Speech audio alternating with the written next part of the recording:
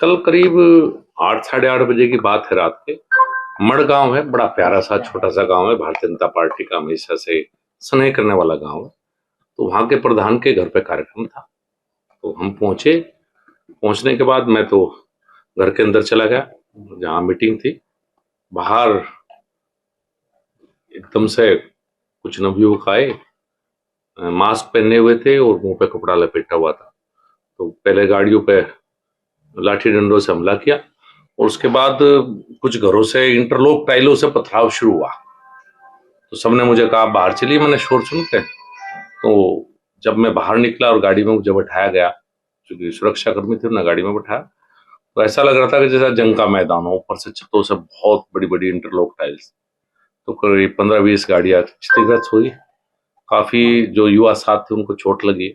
भगवान का शुक्र है कि जितनी बड़ी वो ईंटें और टाइल्स थी कि किसी बच्चे के सिर पे नहीं लगी। मैं तो इसे भगवान का ही आशीर्वाद कहूंगा कि किसी के हाथ में लगी, किसी के पैर में लगी।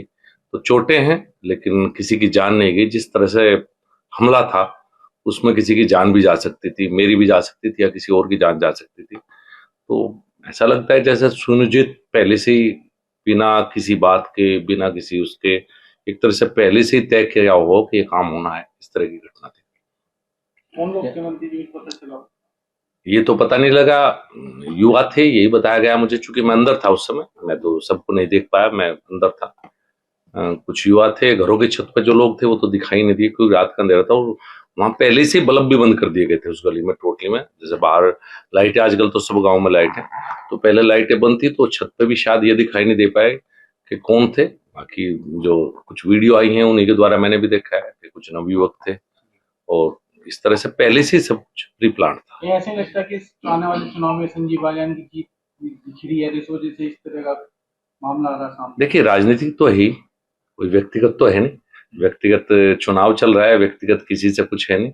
जो भी है ये हमला पूर्ण तरह से सुनियोजित है, पहले से तय करवाया गया था, सब प्री प्लान था। किसके घर की छत पे इंटरलॉक नहीं टाइल्स मिलेंगी? गाड़ियां भरी हुई हैं इंटरलॉक टाइल्स से, जो ऊपर से पथराव किया। पूर्व विधायक विक्रम सैनी की गाड़ी पूरी तरह टूट गई। ईश्वर का आशीर्वाद है वो मेरी गाड़ी में बैठ गए। अगर वो अपनी गाड़ी में बैठते तो पता नहीं उस समय परिस्थितियों में क्या होता, जिस तरह के हालात उस समय पर वहां पैदा हुई, जो भगदड़ वहां थी। तो घरों की छत पर इंटरलॉक टाइल कभी नहीं होती, नई टाइल्स वो खरीद के पहले से ही घर की छत पर रखी गई थी। नई उम्र के लड़कों के हाथ में किताब होनी चाहिए थी, उनके हाथ में पत्थर दे दिए गए। देखिए, मैं जो आपने कहा, मैं भी इस बात से चिंतित हूँ कि हमारे युवाओं को किसी न किसी बात पर दिग्भ्रमित किया जा रहा है। और यही कारण है कि हमारी तरफ से अभी तक इसमें कोई रिपोर्ट दर्ज नहीं हुई है। चूंकि कोई भी युवा है, मैं नहीं चाहता कि उसके मुकदमों के द्वारा उसका वो हो सकता है किसी ने उनको भड़काया हो। वो पुलिस जांच का विषय है, पुलिस अपने आप करेगी। मेरी तरफ से कोई कार्रवाई के लिए पुलिस को नहीं कहा गया है, वो पुलिस जांच का विषय है। हाँ, ये जरूर मैं चाहूंगा कि पुलिस जांच करके जरूर निकाल ले कि इसके पीछे षड्यंत्रकारी कौन है। बच्चों की कोई दिक्कत नहीं है, बच्चे तो सबके ही हैं, और बच्चे कहीं ना कहीं किसी बात पे आप कई बार बच्चों को भड़का देते हैं। लेकिन मुख्य षड्यंत्रकारी इस भूमिका में कौन था, वो पुलिस जांच करके शायद निकालेगी। तार जुड़ जाते हैं, निकल जाते हैं, पुलिस जांच का विषय। माननीय मुख्यमंत्री को मैंने सारी घटना से अवगत करा दिया है। तो कुछ इस तरह की जांच शायद हो कि भाई जिससे षड्यंत्रकारी का पता लग सके।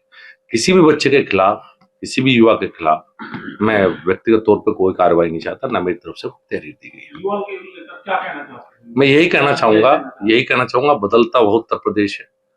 10 साल से देश में योगी जी और 7.5 साल से प्रदेश में योगी जी ने जिस तरह की कानून व्यवस्था का वातावरण तैयार किया है, आज हमारे युवा पुलिस फौज की भर्ती की तैयारी करते हुए मिलते हैं। बहुत बदल गया माहौल मुजफ्फरनगर का।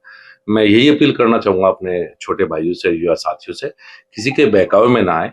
कहीं से आपको कोई किसी भी बात के नाम पर भड़काता है, ना आए। मैं किसी बच्चे का करियर खराब नहीं करना चाहता। मैं नहीं चाहता कि मेरी वजह से अगर किसी से कोई गलती हुई है, कोई बात नहीं, मेरी तरफ से, मेरे मन में कोई बात नहीं है। हाँ, मैं षड्यंत्रकारी से जरूर चाहता हूँ कि उनके चेहरे बेनकाब होकर जनता के बीच में आए, कि ऐसे माहौल में, इतने शांत जनपद में और योगी जी के राज में इस तरह की कानून व्यवस्था पर प्रश्न उठना, तो वो जरूर षड्यंत्रकारी सामने जरूर आए। मंत्री जी, सामने कप्तान से कभी बात हुई है कि कौन लोग थे, क्या? देखिए, मैंने तो माननीय मुख्यमंत्री से कहा, उस समय कप्तान से भी मेरी बात हुई है और माननीय मुख्यमंत्री से भी कहा। और मैंने, पुलिस ने मुझे कहा था कार्रवाई के लिए, मैंने कहा मैं अपनी तरफ से कोई तहरीर नहीं देना चाहता। मैं तो इसी को बताया ना, इसी को भगवान का आशीर्वाद मानता हूँ कि किसी की जान नहीं गई। अगर जान जाती तो शायद मैं किसको चेहरा दिखा पाता। मान लिया विक्रम सैनी अपनी गाड़ी में होते तो क्या परिणाम होता, या मेरे ऊपर जिस तरह से हमला हुआ वहां तो ये किसी को पता ही नहीं था किसकी गाड़ी आए, किसके लिए इतना भारी पथराव, किसी एक के भी सिर में लग जाती। तो मैं तो इसे भगवान का आशीर्वाद मानूंगा, कुछ नहीं हुआ। और मेरी तरफ से मैं कोई कार्रवाई इसमें अपनी तरफ से नहीं चाहता। ठीक है।